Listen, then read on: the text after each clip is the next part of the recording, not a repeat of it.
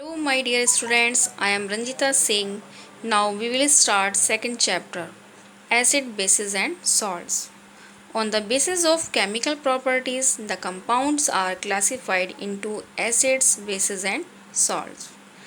Students, you have learned in your previous classes that the sour and bitter tastes of food are due to acids and bases. You already know that acids are sour in taste and change the color of blue litmus to red, whereas bases are bitter and change the color of the red litmus to blue. Students, acid और base के बारे में हम पहले भी पढ़ चुके हैं, छोटी क्लासेस में पढ़ चुके हैं हम 6-7 में। आपको पता है जितनी भी खट्टी चीज़ें होती हैं उन्हें हम एसिड्स बोलते हैं। जैसे आपका लेमन है, कर्ड है, ये सब क्या होते हैं, इनमें खट्टापन होता है।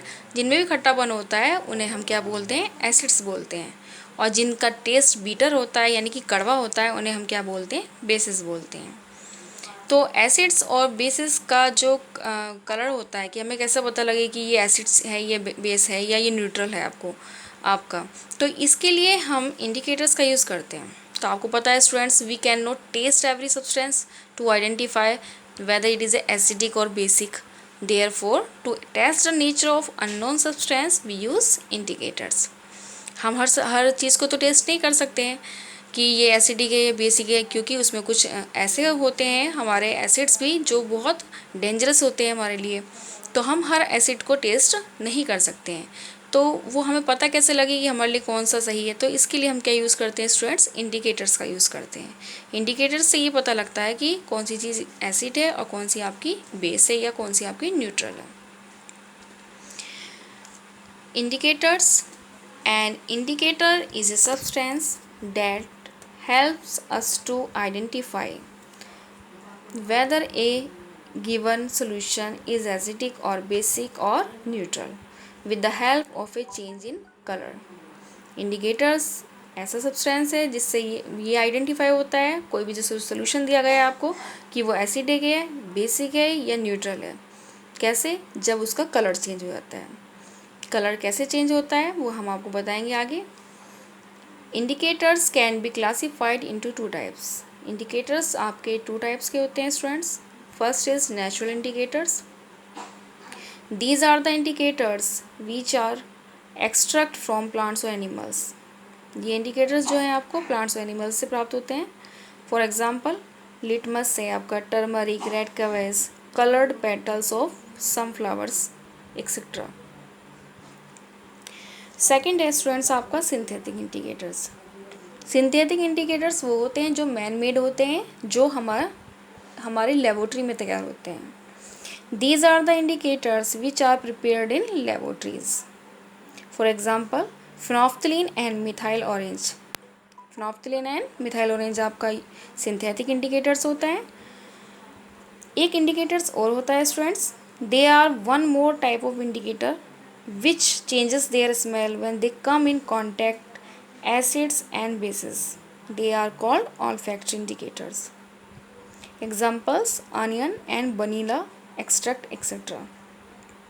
स्टूडेंट, नेचुरल इंडिकेटर्स और सिंथेटिक इंडिकेटर्स से हमें पता चलता है कि ये कलर चेंज होगा, उसमें कलर चेंज होने से हमें पता लगेगा कि इसमें किस में एसिड है, किस में बेस है।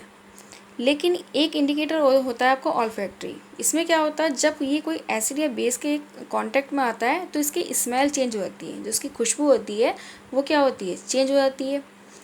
बेस में ये अपनी जो स्मेल होता है उसे लॉस्ट कर देता है, यानी खो देता है, but remains same in presence of acids.